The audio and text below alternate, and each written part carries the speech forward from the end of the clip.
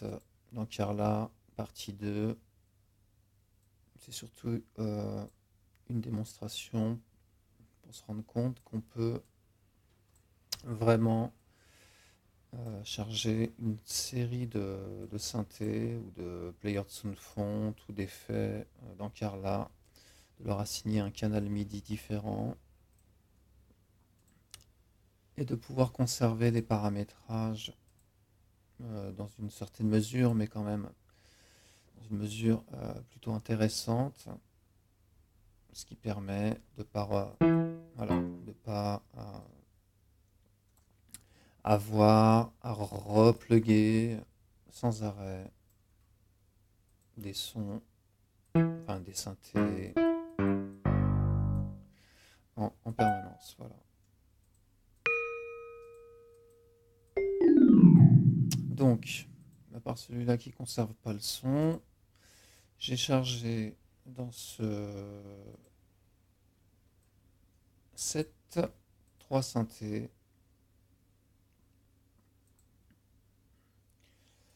Voilà, qui sont ici. Zinatsub, Fluid Synth, et pour corser un peu les choses, j'en ai rajouté un qui s'appelle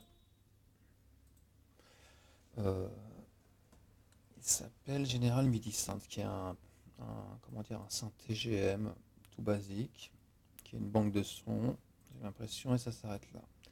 Mais voilà, ça nous permet de faire la démonstration pour qu'on se rende bien compte qu'avec ces MIDI Channel Filter, pour des synthés qui ne gèrent pas comme le fait par exemple Zinatsub, la désactivation par canal, Fluid Synth ne la gère pas et ce programme ne la gère pas non plus. On peut quand même leur assigner un seul canal grâce à ces petits plugs qui permettent en fait de détourner le signal et de ne faire passer que celui qui nous intéresse. Donc sur le premier, j'ai fermé 7 canaux, voilà, j'en ai conservé un, on va utiliser là.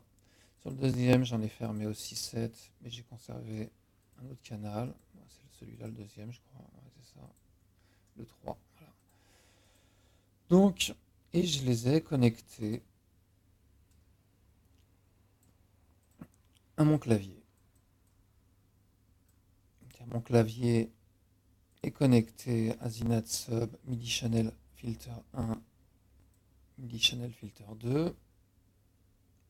Pas de connexion sur MIDI Synth, donc c'est celui-là, le General MIDI Synth, et pas de connexion de mon clavier maître sur Fluid Synth, ce qui permet de décider des canaux qui seront utilisés à travers ces deux petits plugs. Donc, quand on a fait ça, après on regarde MIDI Channel Filter 1 part vers celui-ci, General MIDI Synth, et MIDI Channel Filter 2 part vers Call Fluid Synth qui est ici. Voilà. Donc ils ont un canal d'assigné. Le 1 correspond à Colf.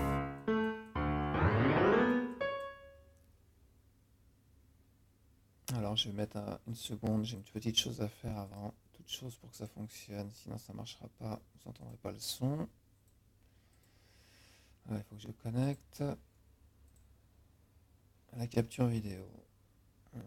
Là c'est fait, j'ai l'impression c'est fait. Non, tout n'y est pas. Ok, si, tout y est. Non, ça a l'air. Ok, bon bah c'est parfait alors. Ok, c'est connecté. Ça a l'air d'être connecté correctement. Donc tout va bien. Vous devriez entendre le son des synthés. Si je passe en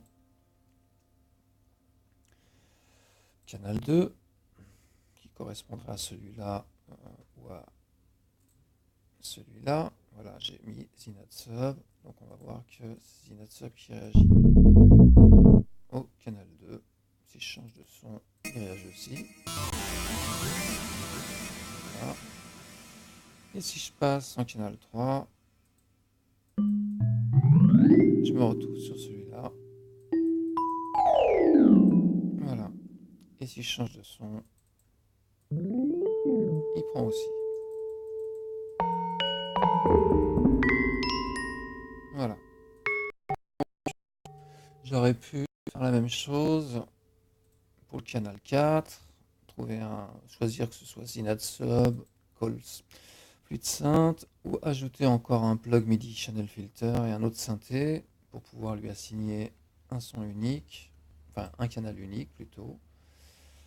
Voilà, j'aurais pu continuer le truc, enfin le montage un peu plus poussé. Voilà, mais avec 3 synthés, on a déjà une vue de ce qui peut se faire. Voilà, donc ça nous permet vraiment de charger plusieurs synthés à travers un seul programme. Ça ferait penser à Reason